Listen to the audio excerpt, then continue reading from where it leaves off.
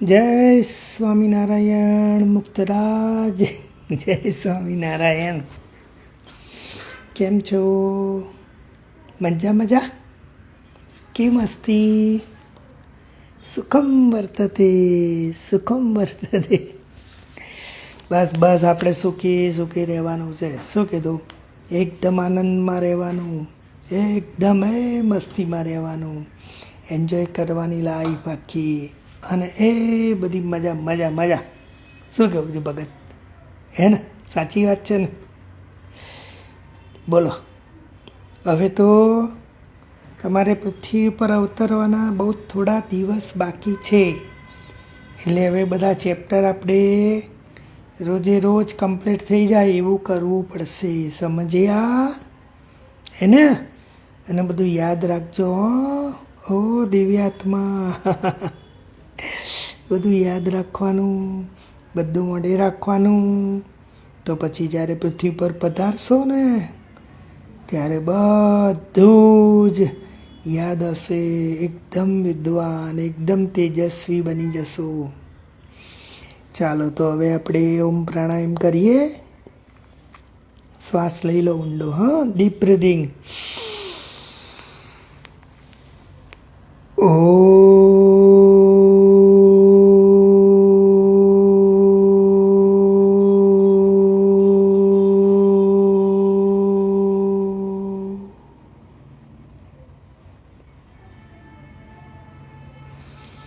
આજે છે ને સ્વામી બાપાનું એક સર્વશ્રેષ્ઠ આપણે ગુણની વાત કરવાની છે. કૌશલ્યમ. કૌશલ્યમ એટલે ખબર છે? એકદમ તેજસ્વી, બધી કળામાં પૂર્ણ, બધી જ કળામાં એકદમ આગળ હોય. આપણે પહેલાં પણ વાત નથી કરી ને દિવ્યાત્મા? એ જ ટૉપિક આવ્યો. બોલો, બાપા બધામાં ટોપ, બધામાં ફર્સ્ટ, બધામાં સર્વશ્રેષ્ઠ. એ જ ટૉપિક આવ્યો. બોલો, આપણે કેટલું બધું વિચારેલું નહીં? સાધુતામાં તો કે બેસ્ટ, પછી કોઈ પણ નિર્ણય લેવાનો તેમાં ટોપ, દરેકે દરેક ગુણમાં બાપા ઓલવેઝ ટોપ. એનું કારણ ખબર છે? ભગવાન જ્યારે આ પૃથ્વી ઉપર અવતાર ધારણ કરે ને ત્યારે એમનામાં અનેક જાતની વિવિધતા હોય.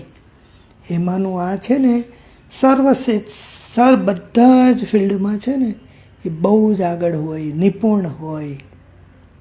અને જોડે જોડે પ્રમુખ સ્વામી મહારાજ તો પાછા સાધુતામાં રહીને બાપાએ નિપુણતા પ્રાપ્ત કરેલી. બોલો, નાના હતા ને તમારા જેવડા નાના નાના, જ્યારે 64માં હતા ને ત્યારથી જ તેજસ્વી હતા. હા, એવું નહીં.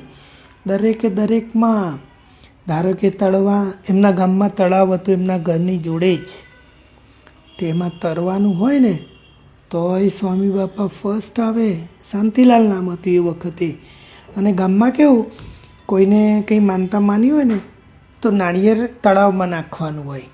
તો તળાવમાં નાખે એટલે છેક નીચે જતું રહે. તો શાંતિલાલ તો એટલા બધા તરવામાં પ્રવીણ ને કે ડાઈ મારીને સીધા તળાવના તળિયે જઈને નાળિયેર લઈને બહાર આવે. બોલો. ક્રિકેટમાં હોશિયાર, ક્રિકેટ રમવામાં બી બાપા એટલા જ હોશિયાર હતા. અને એમનામાં બધાને વિશ્વાસ કે શાંતિલાલ જે કરશે પરફેક્ટ. તો બોલો, ક્રિકેટના સાધનો લાવવાના હતા ને તો 600 રૂપીસ બધાએ ભેગા કરેલા, 400 to 500 સોરી. તો બધા જ શાંતિલાલને આપેલા કે શાંતિલાલ જ બધા ક્રિકેટના સાધનો લાવશે. બોલો, નાનપણથી જ આટલી બધી બુદ્ધિ એમનામાં.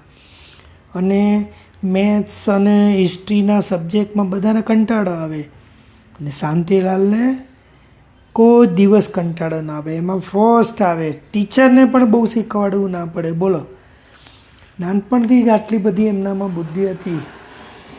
અને આ બુદ્ધિ જોઈને શાસ્ત્રીજી મહારાજે એમને બોલાવી લીધેલા કે શાંતિલાલ ચલો હવે સાધુ થવા માટે આવી જાઓ. બોલો મુક્તાત્મા, તમારે નાનપણથી જ તેજસ્વી બનવાનું છે નહીં? બધું ભગવાન કરશે બેટા. આપણે નહીં, આપણે છે ને ગોલ ટોપ રાખવાનો. કોઈ જાતની આળસ, પ્રમાદ, કોઈ જાતના બહાના નહીં બતાવવાના. તો આપણે જિંદગીમાં આગળ વધાય બેટા. બાપાએ કોઈ દાડો બહાના નહોતા બતાવ્યા. શાસ્ત્રી મહારાજ છે ને નાનપણથી જ એમને ઓળખી ગયેલા કે આ શાંતિલાલમાં બહુ જ ગુણ છે. પછી એમને સાધુ બનાવ્યા, એમનું નામ પાડ્યું નારાયણ સ્વરૂપદાસ. તો શાસ્ત્રી મહારાજ જે બી સંસ્થાના મોટા મોટા વહીવટના કાર્યો હોય ને એમાં એમને જોડે રાખે. નાની મોટી પારાયણો કરવાની હોય, આપણે વાત કરેલી પારાયણની ખબર છે ને, ગામમાં બધા ભેગા થાય અને કથા વંચાય. અને અમુક પારાયણ કેવી હોય મહિના ચાલે, તો એવી બધી પારાયણો શાસ્ત્રી મહારાજ એ વખતે બહુ જ રાખતા હતા. તો એમાં બી શાંતિલાલને એટલે નારાયણ સ્વરૂપદાસને પોતાની સાથે રાખે, પોતાની પાઠ ઉપર બેસાડીને કથા કરાવડાવે.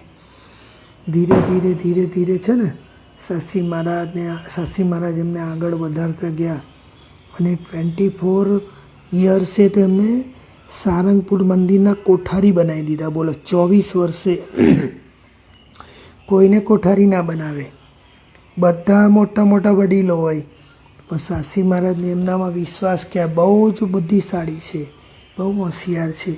તો બોલો 24 વર્ષે જ એમને સારંગપુરમાં કોઠારી બનાવી દીધા. અને સૌથી મોટું કામ શું કર્યું ખબર શાસ્ત્રી મહારાજે? આખી આપણી BAPS સંસ્થા હતી ને એના પ્રમુખ પહેલાં શાસ્ત્રી મહારાજ હતા, પણ શાસ્ત્રી મહારાજે ધામમાં જવાનું નક્કી કર્યું ને. ભગત સાંભળો છો ને? તો શાસ્ત્રી મહારાજે પ્રમુખ સ્વામીની ઉંમર એ વખતે 28 વર્ષ હતી નારાયણ સ્વરૂપદાસની.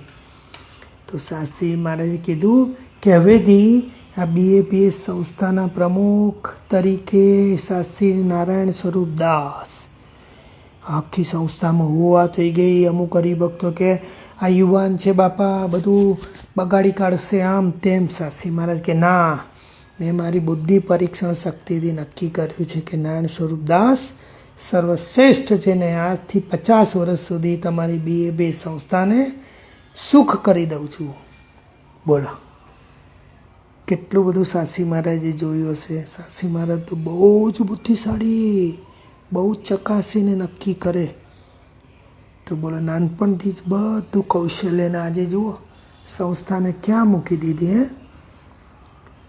પ્રમુખ બનાવ્યા 1971માં જ્યારે પોતે ગાદી ઉપર આવ્યા ને ત્યારે ખાલી આપણા 7 જ મંદિરો હતા. અને અત્યારે આપણી સંસ્થાનો જો આપણે જોઈએ ને વિકાસ, તો 55 કન્ટ્રીઝમાં BAPS સંસ્થાના બધા સેન્ટરો છે. 1100 મંદિરોનું નવસર્જન કર્યું. બોલો, હોસ્પિટલો, મોબાઈલ આરોગ્ય કેન્દ્ર, અરે બાળકોને ભણવાની સ્કૂલો અને છાત્રાલયો 75 ગામોને દત્તક લઈને એમણે ઊંચા કર્યા. અને 6,700 કેન્દ્રમાં 1.5 લાખ બાળ બાલિકાઓ, અત્યારે તો બહુ વધી ગયું છે, 10,000 ઉપર આપણા કેન્દ્ર થઈ ગયા. અને 4 કરોડ લોકોમાં બાપાએ સંસ્થાની છાપ છોડી છે. આવા પ્રમુખ સ્વામી મહારાજ, આટલા બધા નિપુણ. અને પાછું એમની જોડે કંઈ એવા IAS ઓફિસરોને એ બધા કામ નહોતા કરતા. સંતો હરિભક્તો બધા મધ્યમ વર્ગના બચારા, અને બધું એટલું બધું હાઈફાઈ ભણેલા નહીં, પણ એ બધાની વચ્ચે રહીને સ્વામીએ બહુ જ મોટા કાર્યો કર્યા. અને સ્વામી ખાલી આમ એક દ્રષ્ટિ કરે ને, અને એમને ક્યાં ભૂલ છે તરત પકડાઈ જાય, અથવા ક્યાં સુધારો કરવો છે ને એ તરત જ ખબર પડી જાય. જ્યારે ગાંધીનગર અક્ષરધામનું કામ ચાલતું હતું અને કામ પૂર્ણ થવા આવેલું, અને બધા આર્કિટેક્ટને બધા વિચારતા હતા કે આમાં દરવાજો ક્યાં મૂકીશું આપણે. અને 7 મહિના સુધી બધાને મગજમાં ચાલતું હતું કે સારું ક્યાં મૂકીશું, દરવાજો કેવો બનાવીશું. અને પ્રમુખ સ્વામી મહારાજ ગાંધીનગર આવ્યા તો બધા આર્કિટેક્ટ અને સંતોએ કીધું બાપા મૂંઝવણ છે, શું કરવું? સ્વામી કે ચલો જગ્યા ઉપર ગયા અને ત્યાં ઊભા રહ્યા. સ્વામી કે અહીં દરવાજો બનાવવાની જરૂર નથી, જુઓ દૂરથી જ કેટલું અક્ષરધામ સરસ દેખાય છે, દરવાજો બનાવશો તો અક્ષરધામનો વ્યૂ કટાઈ જશે.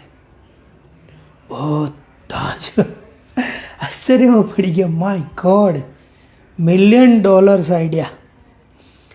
એક જગ્યામાં સ્વામીને તરત ખબર પડી જાય. આમ જ્યારે અક્ષરધામ, દિલ્હીનું અક્ષરધામ બનતું હતું ને ત્યારે બધા હાથી બનાવેલા, તો બાપાને બતાવે કે સ્વામી આ હાથી બધા છે. તો સ્વામીએ જોયા ને, સ્વામી કે હાથીનું શરીર ઉપરથી એકદમ સુંવાળું હોય કે ખરબચડું હોય? આ બધાએ હાથી સુંવાળા બનાવેલા, એકદમ લીસી કરેલી હાથીની શરીર. બધાને તો ઓ માય ગોડ, આપણને આ તો ખબર જ ના પડી. પછી બધા હાથીની ઉપરની બધી ચામડી છે ને ખરબચડી કરી. બોલો, શ્રીજી મહારાજને જે ખેસ પહેરાયેલો ને, તો બાપા કે આ ખેસ બહુ સાદો લાગે છે, ખેસની બોર્ડરમાં ડિઝાઇન ના હોય? બધા કે બાપા એ તો ભૂલી ગયા. કંઈ પણ હોય, સ્વામી જ્યાં બી નજર કરે ને, અરે લંડનની મૂર્તિઓ બનેલી ને, તે પેલા ભક્તિનંદન સ્વામીને કે જો આ મૂર્તિનો કાન ઊંચો છે, આનો નીચો છે. ઓ માય ગોડ, કાન પકડ્યા. બહુ બુદ્ધિશાળી સંત. તો બી બાપા કોઈ પણ ફિલ્ડમાં જ્યાં પણ જાય ને ત્યાં તરત એમને ખબર પડી જાય. અરે એકવાર આણંદ સમયો હતો ને, બાપા ગાડીમાં જતા હતા અને થોડા ગાડી સરકતી હતી, એકદમ સરસ રોડ બનાવેલો. બાપા કે ભગવત ચરણ, આ રોડ તમારો ઢાળવાળો છે. પેલા કે ના બાપા સીધો છે. પછી દૂર રહીને બાપાએ બતાવી જો, અને પેલા એ કાન પકડે. બોલો, ગાડીમાં બેઠા બેઠા બાપાને ખબર પડી ગઈ. આટલા બુદ્ધિશાળી, આટલા નિપુણ દરેકમાં. કારણ કે એમણે છે ને નાનપણથી બધામાં બહુ જ રસ લીધેલો બેટા. નાનપણથી જ એક કે એક જગ્યાએ જ્યાં જ્યાં સેવા કરીને એમાં બહુ જ રસ લીધેલો. ત્યારે આટલું બધું આગળ વધાય. તમે પણ જો બાળપણથી રસ લેશો ને તો બધામાં તમે આગળ વધશો. બાળપણથી જે પણ તમે કામ કરો ને એકદમ પરફેક્ટ કરવાનું, એકદમ વ્યવસ્થિત કરવાનું. કોઈ પણ જાતના બહાના, નાટક, આળસ કંઈ જ નહીં. તો કારણ કે જો બાપા 1945માં છે ને, શાસ્ત્રી મહારાજનો 18th બર્થડે હતો. 80 એ બોચાસણમાં હતો. એનું આખું હેન્ડલિંગ બાપાએ કરેલું 23 years. બોલો કેટલો મોટો સમય. અને એ વખતે કોઈ વ્યવસ્થા નહીં, બધું પ્રમુખ સ્વામી મહારાજે પાર પાડેલું. પછી 1961માં ગઢડાના મંદિરમાં કળશ ચડાવવાના હતા, એનું બધું સંચાલન. 1965માં શાસ્ત્રી મહારાજનો 100 શતાબ્દી મહોત્સવ હતો, એનું આયોજન. 1967માં ગોંડલમાં અમૃત મહોત્સવ, એનું આયોજન. 1975માં યોગી સ્મૃતિ મંદિરનું ઉદ્ઘાટન. 1985માં લંડન, અને 1991માં અમેરિકામાં કલ્ચર ઓફ ફેસ્ટિવલ. અરે કેટલા તો ગણવા જઈએ ને આપણે તો ગંડા થઈ જઈએ. આ બધાનું એકદમ top most handling, top most. બધામાં ઊંડા ઉતરવાનું, કોઈ પણ વસ્તુમાં શાંતિથી બેસવાનું, બધું જોવાનું, ધ્યાનથી સાંભળવાનું અને સૂચન આપવાના. બોલો, સ્વામી બાપા ખરેખર આપણે ભાગ્યશાળી છે કે આવા ગુરુ મળ્યા તો આપણને ખબર પડે છે કે આવું બધું. કારણ કે બાપાએ પહેલેથી બધી કસોટીમાંથી પાર પડેલા. આ અમૃત મહોત્સવનું કીધું ને, એ વખતે વરસાદ નહીં, અને બધા હરિભક્તો બી બોલવા માંડ્યા કે તમને ખબર ના પડે, અત્યારે તમે અમૃત મહોત્સવ લઈને બેઠા છો, ગોંડલમાં કરાતો હશે, આપણે અમદાવાદ કે આણંદ બાજુ કરીએ. સ્વામી કે ના, યોગી બાપાની ઈચ્છા છે અમૃત મહોત્સવ તો ગોંડલમાં જ. અને પાણીની બધી વ્યવસ્થા બાપાએ કરી અને એકદમ ટોપ મોસ્ટ અમૃત મહોત્સવ કર્યો. યોગી બાપા ભેટી પડેલા. લંડનમાં મંદિર કરવાનું હતું ત્યારે કેટલી તકલીફો. અરે લંડનના જે મુખ્ય હરિભક્ત હતા કે જેના આધારે આ બધું ધમધોકાર ચાલતું હતું કામ, CM પટેલ, એ લંડન મંદિરનું ચાલતું હતું ત્યારે ધામમાં ગયા. આવી કેટલી મુશ્કેલીમાં બાપાએ કામ કર્યા છે. LA મંદિરમાં પરમિશન ના મળે, કોઈ દિવસ બાપા હાર્યા નથી. બધું ધ્યાનથી, શાંતિથી, પોતાની બુદ્ધિથી કામ કર્યું છે અને બધામાં આગળ. અને ભગત એક સાથે છે ને 5-5, 6 પ્રોજેક્ટ ચાલતા હોય. દિલ્હી અક્ષરધામનો પ્રોજેક્ટ ચાલતો હતો ને ત્યારે કેટલા પ્રોજેક્ટ ખબર છે? 2001માં ભૂકંપ આવ્યો મોટો, એનો પ્રોજેક્ટ. પછી ટોરેન્ટો, શિકાગો, હ્યુસ્ટન અને એટલાન્ટા, એમાં મંદિર બનાવવાના હતા. અને મંદિરની પ્રવૃત્તિઓ તો બધી જ. તો પણ બાપા એક પછી એક પ્રોજેક્ટમાં પાર પડતા ગયા અને દિલ્હી અક્ષરધામ 5 વર્ષમાં ઊભું કરી દીધું. આખી દુનિયા છપ થઈ ગઈ. આખી દુનિયા આમ જોયા જ કરે. અને કેટલું ધ્યાન રાખવાનું ખબર છે?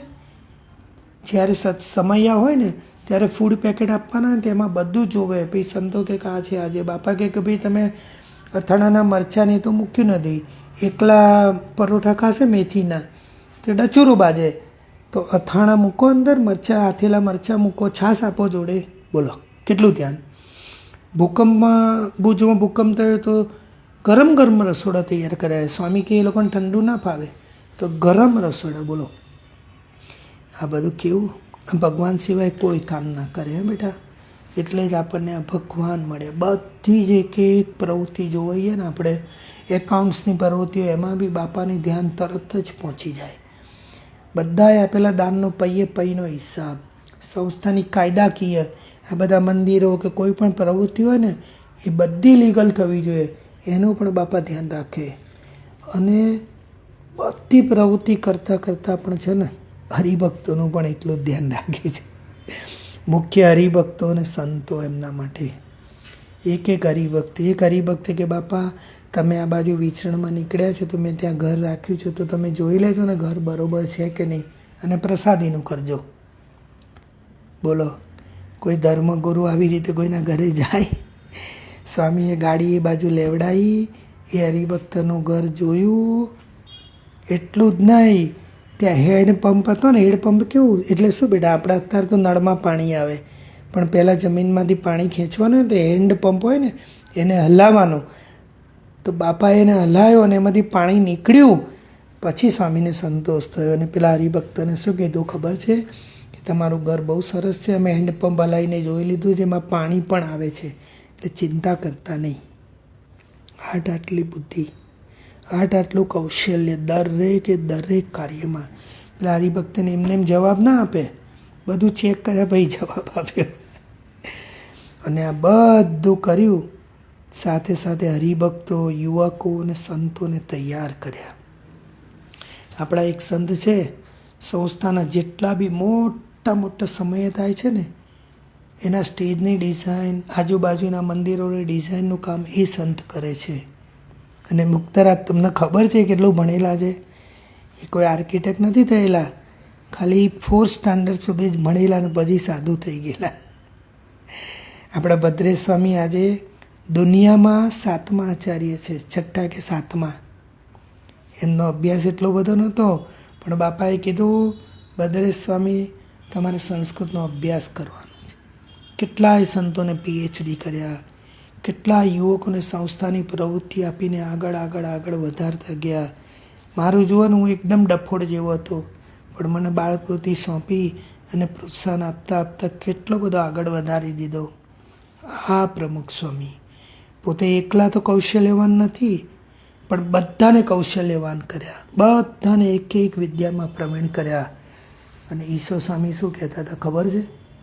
કે કદાચ આવું કોઈ કાર્ય કરી શકે તો કરાવી શકે, પણ હજારો અને લાખો મનુષ્યના મન સાચવીને સૌને રાજી રાખીને કાર્ય કરવું ને બહુ અઘરું. અને બીજું શું ખબર છે? એનો છે ને દેખાડો કે એનો વટ નહીં કે મેં આ કાર્ય કર્યું, મારાથી થયું, કોઈ પણ જાતનો હુંકારો જણાવે નહીં. આ એમની મહત્તા હતી. દિલ્હી અક્ષરધામ બન્યું પછી ગામડાઓમાં વિચરણ ચાલુ. નહીં તો બીજો સાધુ હોય ને તો આવું મસ્ત જગ્યા બનાવીને ત્યાં જ રહે, જે હરિભક્તોને આવવું હોય આવે દર્શન કરાવું, હું શું કામ રખડું બધે? નો. અને જ્યારે પણ જે મંદિરોના જે પ્રવૃત્તિના વખાણ થયા ને, ત્યારે બાપા બધું જ ક્રેડિટ ભગવાનને આપતા, કે આ બધી જ ક્રેડિટ ભગવાનને જાય છે. એમના પ્રતાપથી, એમના આશીર્વાદથી કાર્ય થાય છે. જે કંઈ મારામાં બળ અને શક્તિ છે ને એ ભગવાનની આપેલી છે. અને મારા ગુરુ શાસ્ત્રીજી મહારાજ અને મારા ગુરુ યોગીજી મહારાજના લીધે આ કાર્ય થાય છે. બોલો, બધું જ કાર્ય પોતાના થ્રુ થતું હતું, તો પણ બધી જ ક્રેડિટ છે ને ભગવાન અને પોતાના ગુરુને આપતા હતા. આવા સંત ના મળે.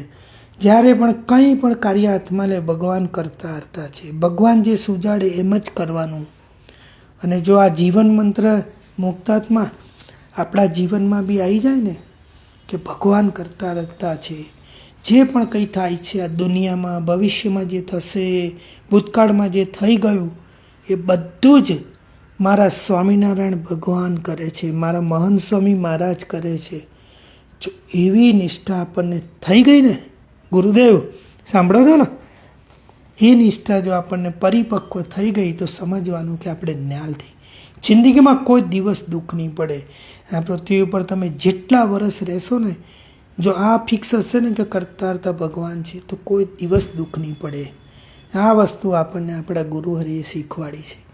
કેટલા બધા તેજસ્વી કાર્યો કરે, આખી દુનિયા છક થઈ ગઈ અત્યારે BAPSથી, પણ બધો જ યશ ભગવાનને.